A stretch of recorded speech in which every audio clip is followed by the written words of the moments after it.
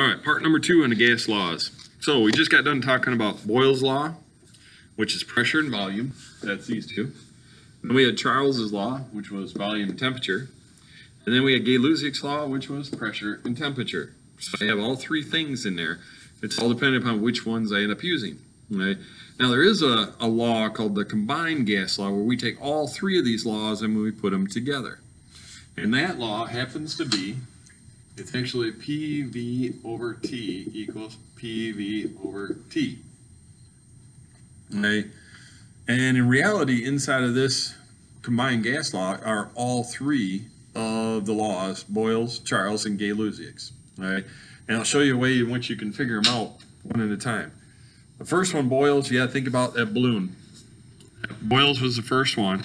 On the balloon, I changed the size of the balloon, which changes the pressure. Did I ever change the temperature of this balloon when I did that? Nope, I didn't. The balloon was just a balloon inside the room, so it had a certain temperature, it stayed that temperature. So my temperature was constant. So because it was constant, what we can actually do is we can ignore the bottom part of this equation. We can get rid of the temperature. Whoops, there goes my light. Hold on, I'll be right back.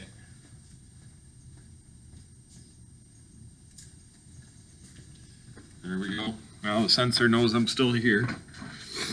All right, so in this combined gas law, if we ignore the temperature, then I really have PV equals PV. Well, that was Boyle's law.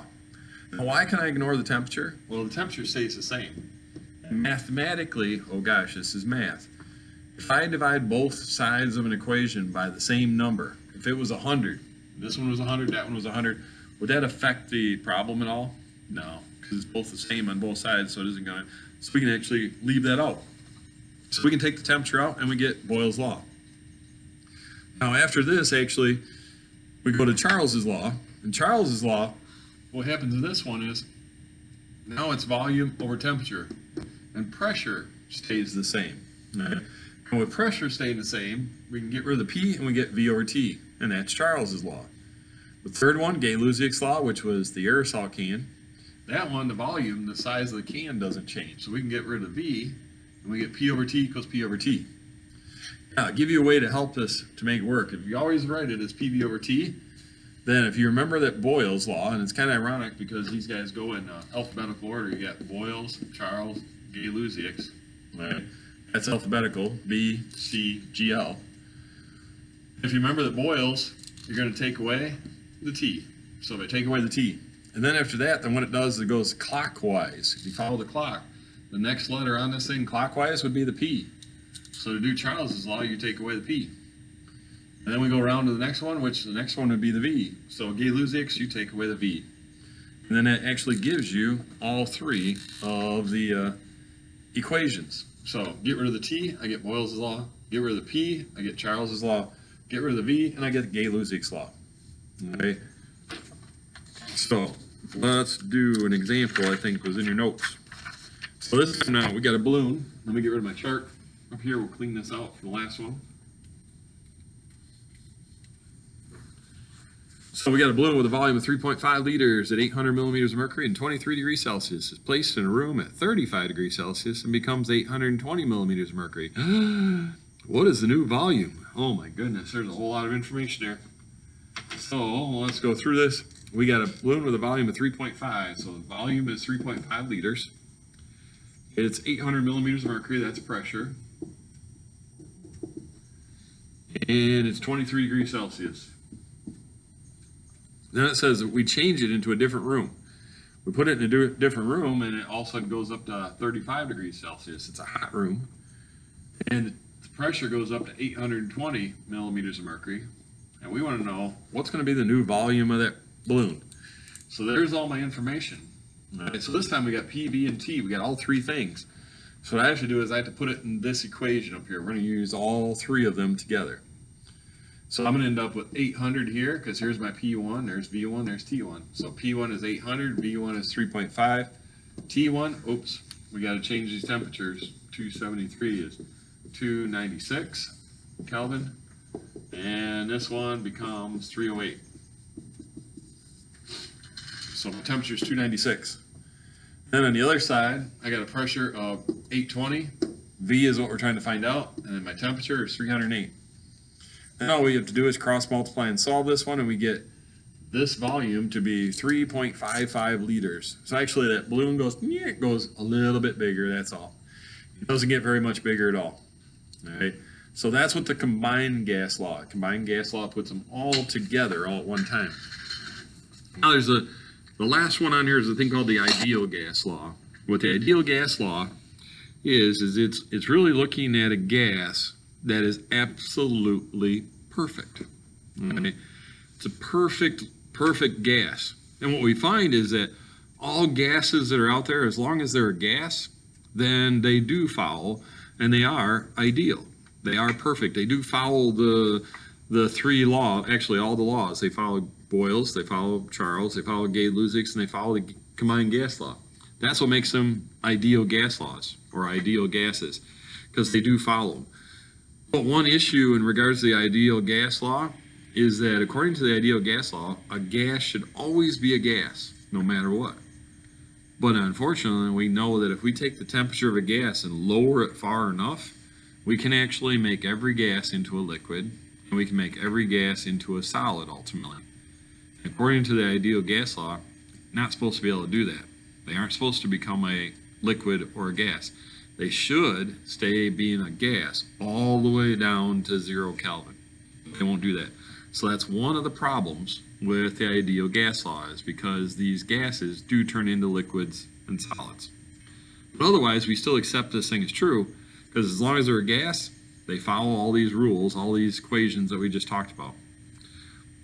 Now, what we're going to do is we're going to add into this a thing called the mole. And what the mole is it's measuring how many little particles there are inside there. Okay? So it's used to find the number of moles of a gas in a container. Now, that means, and I know you've always wanted to know this, you're walking out of the dollar store and you got yourself a balloon on a string, sitting here going, and you're going, man, I wish I could know how many moles of particles there are inside this balloon. Man, I wish I could know that. Well, guess what? This equation makes it so you can. And what it is that you're going to, and the middle part there just gives you an explanation as how we end up with this, let's say a constant. And what the constant is that we look at this chart, and what we're going to do is we're going to add another row across this. Down here at the bottom, we're going to call it N, and that's moles. So now we have moles also. Okay. Well, the first thing is in using this law over here, now we're going to add N to it, which is moles again. Okay. So we're just adding that to it.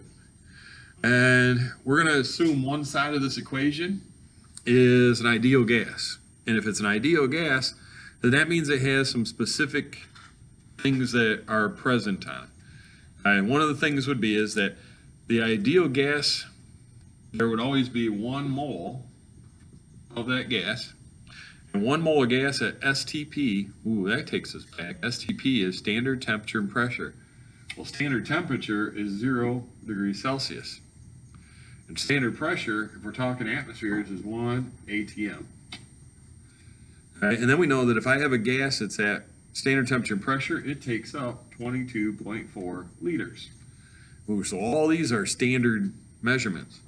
We can change this one into Kelvin and go, this is 273 Kelvin. Right? So now if I take all this and I put it into this equation on one side, so I'm going to put it all on this side, I'm going to end up with a pressure of 1 atm. I get a volume of 22.4 liters, and I get a temperature of 273 Kelvin, and I get 1 mole. And all that's equal to PV over T times N. I know this is really complicated, right? But this stuff over here never changes. It's always going to be the same because it's an ideal gas. If I multiply this stuff all out, I get this number to be 0.0821. And that's atmospheres, liters over Kelvin mole. Oh my word, that's some crazy stuff there. Right? But what it is that this becomes a constant. And this is R, which is the ideal gas constant. Now we can then rearrange this entire equation and make this number over here R, and we can end up with this equation where it's PV equals nRT. Okay, And all it is making this number into R and then rearranging it so it stays straight across. Because we end up with PV, and then these guys come up here and they multiply by R. So PV equals nRT is an equation that makes it so that we can take one factor. I can know one pressure, one volume, one temperature, and I can find out how many moles there are, right? Or I can take number of moles, temperature, volume, and I can find out the pressure. So now I don't have to have two systems. I don't have to take a balloon and go, well, okay, it's starting at this pressure and volume. I change it, then what happens? No, now I can say, I just got this balloon sitting on a string. I know its pressure, I know its volume, I know its temperature. How many particles are in there? Because of the ideal gas law, I can stick those things in right here, and I can find out the bottom number, right? And that's what the ideal gas law does. So when you fill out these problems, if all you have is one piece of data on one side, then you're talking about doing the ideal gas law. The other thing that'll clue you in, if it asks you about moles, or it gives you moles, then that would also tell you that we're talking about the ideal gas law. All right, there's one last little piece on this for the gas laws, and that's Dalton's law of partial pressures. This one's really, really easy, I think.